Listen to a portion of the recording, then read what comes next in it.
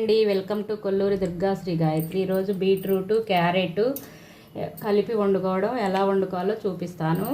ముందుగా కావాల్సిన beetroot carrot ఉల్లిపాయ ముక్కలు పచ్చిమిరపకాయ ముక్కలు.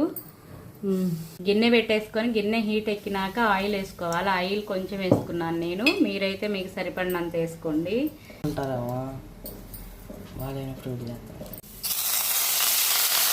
కరివేపాకు కొత్తిమీర కడిగి పెట్టేసుకున్నాను.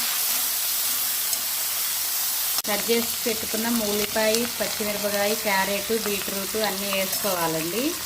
కొంచెం సాల్ట్ వేసుకోవాలి.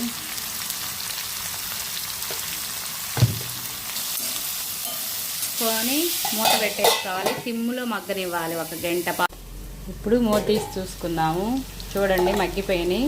సిమ్లో ఒక పావు గంట నేను మగ్గిస్తా బాగా. ఇప్పుడు కారం వేసుకోవాలి. కారం కొంచెం, నేనైతే కొంచెం వేసుకున్నా, హాఫ్ స్పూను. మీరైతే మీకు సరిపడా వేసుకోండి. కారం వేసాక ఇలా తిప్పేసుకొని కాసేపు మూత పెట్టేసుకొని 2 నిమిషాలు అలా పచ్చివాసన పోయేదాకా. నచ్చితే లైక్ చేయండి, షేర్ చేయండి, కామెంట్ చేయండి ప్లీజ్ అండి. మా ఛానల్ సబ్స్క్రైబ్ చేసుకోండి. రెడీ అయిపోయిందండి. ఇప్పుడు స్టవ్ ఆఫ్ చేసేసుకొని టేస్ట్ చూడటమే. టేస్ట్ అయితే సూపర్.